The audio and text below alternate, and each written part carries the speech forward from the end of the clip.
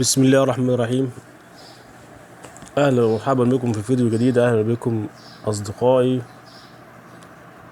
اللي لسه يا جماعه بيشوفوا القناه لاول مره، يا ريت تشترك في القناه ولايك للفيديو وتفعيل الجرس حتى يصلكم كل ما هو جديد.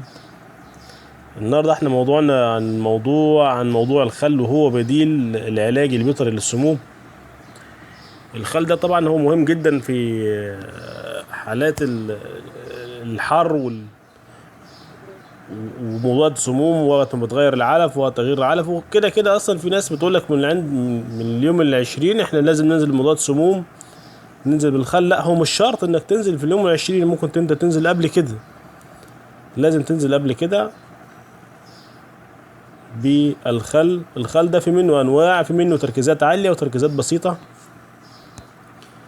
التركيز العادي انك بتحط 1 سنتي على لتر، 1 سنتي على لتر ميه. بس ده تركيز عالي جدا. لكن احنا طبعا مش هتلاقيه في اي مكان. اللي هتلاقيه متوفر عندك اللي هو الخل اللي هو بتاع البيت. الخل بتاع البيت ده انت بتنزل،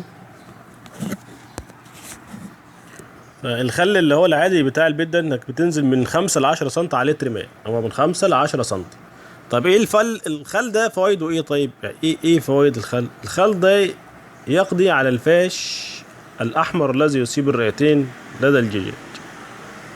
طيب، تاني حاجة يستخدم على البكتيريا والفطريات الضارة المتواجدة داخل الفراخ. يرفع مستوى الإنزيمات، يعمل على تثبيت وتقليل نمو البكتيريا الضارة في الدواجن. أيوة، في بكتيريا ضارة في الدواجن دي بتفيد الدواجن. في بكتيريا ضارة وبكتيريا نافعة. البكتيريا الضارة دي برضه نفس القصة، هي بتفيد أصلا الدواجن، لأن البكتيريا الضارة دي بتتعامل، بيبقى زي شخصين بيتضادوا مع بعض. في عندك بكتيريا ضارة فبتجيلك بكتيريا ضارة، فالبكتيريا الضارة اللي عندك في الجسم بتطرد البكتيريا اللي هي الغريبة عن الجسم. طيب، يساعد الخل على عملية الهضم للدواجن، يقوي جهاز المناعة لدى الدواجن، وبذلك يساعدها على مواجهة الأمراض والحفاظ على صحتها.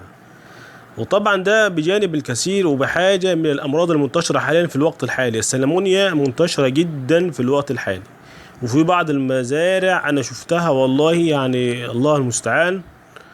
السلمونيا بهدلت الدنيا خالص، بدأت الدنيا خالص. يعمل كمضاد للسموم عند الفراخ. الخل ده بيعمل ان هو المكان انت بتروح تشتري من البطل حاجة للسموم، هو ده خلاص، هو ده بيفيد في الموضوع ده. تمام. وفي نفس الوقت ده بينظف البطن الفرخ، لان انت طول الدورة انت بتنزل بأدوية وعلاجات وفيتامينات وحاجات زي كده وسموم في العلف، فده كله بيتكون على الفرخ نفسه. طب انت عايز تمحي ده كله، هو الخل بيمحي لك الموضوع ده كله، وفي نفس الوقت فاتح للشهية.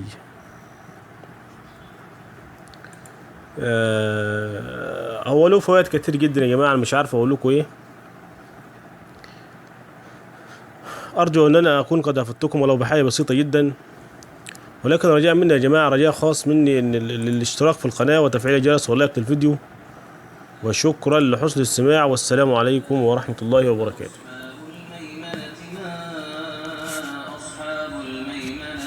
وأصحاب المشأمة ما أصحاب المشأمة